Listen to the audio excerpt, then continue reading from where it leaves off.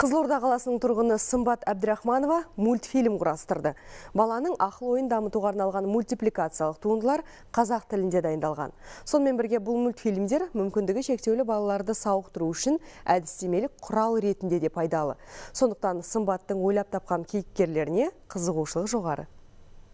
Ой, Сим, қарашы, біздің аулада ара жүр. Бұл Сара. Осы уақытқа дейін шетелдік Дарамен дос болған жарасым енді күн сайын қазақтың Сарасымен тілдесуге асығады. 7 жастағы балақайдың құлағы естімейді, сондықтан оның тілін шығару үшін ата-анасы баланы арнайы орталыққа келді. Қазір мұнда жарасым қазақ тіліндегі арнайы мультипликациялық туынды арқылы кейіпкермен бірге тіл дамытып қана қоймайды, әлемге саяхат жасап, түрлі оқиғаларға тап болады. Қызықты тапсырмаларды бірге орындайды. Дыбыстарға қатысты Р, С, Ш секілді дыбыстарға арналған өзінің мультфильмдері бар.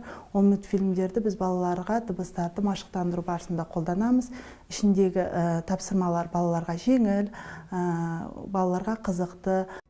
Бұл мультфильмдер әзірге тек YouTube каналда бар. Алғашқыда анимациялық фильм арнайы топқа жататын балалар үшін жасалды делінгенмен кейін аудиториясы кеңейді. 1 жас пен 6 жас аралығындағы бүлдіршіндерге арналған туындың 9 сериясы дайындалды.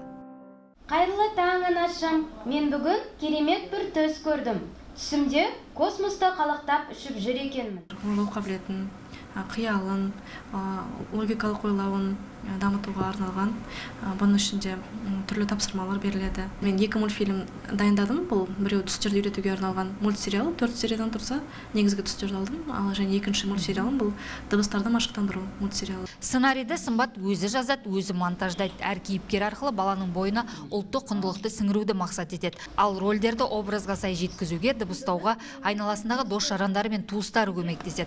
Қазір Сымбат Қызылорда облысы туралы мультфильм дайындап жатыр. Оның басты кейіпкері өңірді аралап тарихы, табиғаты туралы қызықты мәлімет береді. Қызылордадан Ағырке Берікбекқызы, Нұрлыбек Нұрмахан, Қазақстан ұлттық телеарнасы.